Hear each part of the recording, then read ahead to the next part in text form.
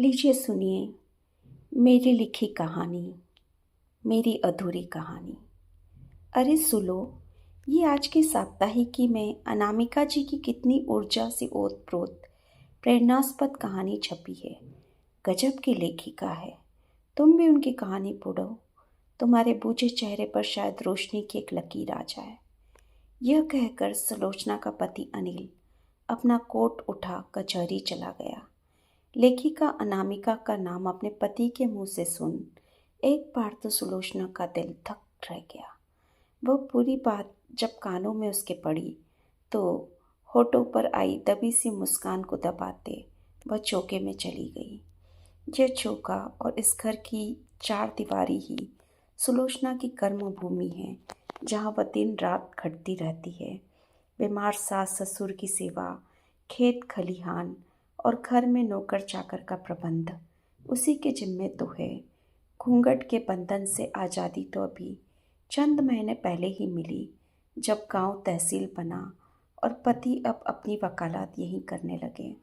अन्यथा शादी के 4 साल भी पति का साहचर्य तो तभी मिलता जब वो वार त्योहार पर गांव आते। अतः पति से भी सुलोचना ज़्यादा खुल नहीं पाई थी। सुलोचना का लालन पालन जमींदार परिवार में संस्कारों की दुहाई दे इस तरह किया गया कि वह अंतर्मुखी हो गई। घर से बाहर निकलने की आज़ादी उसे मायके में भी नहीं थी। कोई सहेली नहीं, हम उम्र भाई बहन नहीं, दक्यानुसी दादी, तानाशाह पिता और शोषित माँ, इन 3 सदस्यों के सीमित परिवार को छोड़ बाहरी दुनिया से उसका संपर्क मात्र नौकर चाकर और शिक्षिका थी जो उसे पढ़ाने घर आती थी। वे भी अदब के चलते सुलोचना से दूरी बनाकर रखते। महल सा बड़ा घर उसे कैद खाने की तरह लगता, जहाँ परी की तरह उसे कैद कर रखा था। इस तिलिस्म का कोई तो जादुई दरवाजा होगा, सोच सुलोचना बचपन से ही घर का कोना कोना तलाशती। उसी तलाशी अभियान के दौरान जब वह कुछ 12 साल की होगी, तब एक दिन उसे वह कमरा खुला मिल गया जिस पर हमेशा एक पुराना सा बड़ा पीतल का ताला लगा रहता था। अंदर घुसी तो देखा बड़ी बड़ी कांच की अलमारियों में सलीके से रखा किताबों का खजाना बाहर झांक रहा था। लगभग सभी प्रसिद्ध साहित्यकारों के काव्य, कहानी संग्रह और उपन्यास। छत और दीवारों पर बड़े बड़े जाले लटक रहे थे। फर्श पर मोटी धूल की चादर थी, पर अलमारी के अंदर रखी किताबों का कलेवर तो एकदम उजला था, मानो कीचड़ में मुस्कुराते कमल हो जो उसे दोस्ती का निमंत्रण दे रहे हो। सुलोचना ने अलमारी खोली, हाथ बढ़ाया और पुस्तकों से मित्रता कर ली। वह उनके कल्पना लोक और मायाजाल में यूं उलझी कि कब सुबह से शाम हो गई पता ही नहीं चला।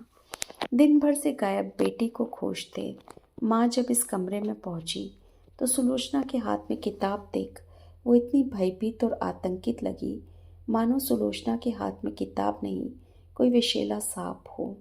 बेटी के हाथ से किताब छीन वो फुसफुसाते हुए बोली, तुम्हारी दादी और पिताजी को कतई पता नहीं चलना चाहिए कि तुम इस कमरे के बारे में जानती हो।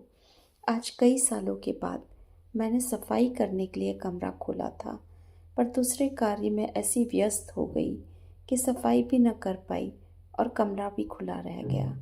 दादी को पता चलेगा तो वो बहुत नाराज होगी। अपनी अशिक्षित सीधी सादी माँ से यह सुन सुलोचना की जिज्ञासा और बलवती हो गई। उसने अपनी माँ से कहा, अच्छा नहीं बताऊंगी, पर ये तो बताओ कि ये किताबें किसकी है और इस कमरे में हमेशा ताला क्यों लगा रहता है? आपका, पिताजी का और दादी का तो इन किताबों से कोई सरोकार हो नहीं सकता। तो माँ ने कहा, ये किताबें तुम्हारे दिवंगत दादाजी की है, जो खुद एक बड़े लेखक थे। दिन भर किताबों में या गोष्ठियों में लीन रहते थे, खेत खलिहान पर ध्यान नहीं देते। तुम्हारी कठोर उग्र व्यवहारिक दादी के लिए यह असहनीय था। दादाजी के रहते तो उनकी ना चली, पर उनकी मृत्यु के पश्चात इस कमरे में उन्होंने ताला जड़ दिया। तुम्हारे पिताजी की पढ़ाई में ज़्यादा रुचि नहीं थी। दादी को यह बात हितकर लगी उन्होंने कभी अपने बेटे की पढ़ाई पर ध्यान नहीं दिया, पर यह जरूर सिखाया कि मर्द घर का मुखिया होता है और औरत उसके पैर की जूती। मैं भी पढ़ी लिखी नहीं हूँ, पर पढ़ाई के महत्व को जानती हूँ, और मैं नहीं चाहती कि जो मेरे साथ हुआ उसकी पुनरावृत्ति तुम्हारे रूप में हो। मेरी जीत के चलते ही तुम्हारी शिक्षा का प्रबंध घर में हुआ है। अपनी माँ के मुंह से यह सुन सुलोचना की आंखें खुल गई। वह अपनी माँ की राजदार बन गई। माँ ने भी उसके अनुरोध पर किताबों के खजाने की चाबी उसे दे दी। 18 वर्ष की उम्र में सुलोचना की शादी रूढ़िवादी परिवार में कर दी गई। विदा होते वक्त माँ ने किताबों की संदूकची दहेज के साथ बांध दी। नई नवेली दुल्हन का दहेज जब ससुराल में प्रदर्शित किया गया तो उस रंग बिरंगी भारी सी संदूकची पर सबकी नज़र अटक गई।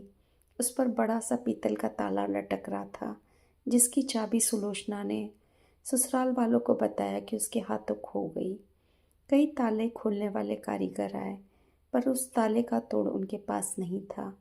जब सारा घर चैन की नींद सोता था, तब सुलोचना चूल्हे चौके से निपट छुपाई हुई चाबी से ताला खोल संदूकची में बंद अपनी सहेली किताबों से खूब बातें करती। अपने मन की बातों को कहानी का रूप दे डायरी में लिख उन किताबों के साथ बंद कर देती। यहीं से जन्म लिया कहानीकार अनामिका ने, जिसकी कहानी की प्रशंसा सुलोचना के पति अनिल कर रहे थे। उन्हें जब पता चलेगा कि अनामिका कोई और नहीं, उनकी अल्प शिक्षित ऊर्जा विहीन निराश पत्नी सुलोचना है, तो सुलोचना की इस अधूरी कहानी का क्या अंजाम होगा। यह सोचते सोचते सुलोचना फिर कल्पना लोक में डूब गई।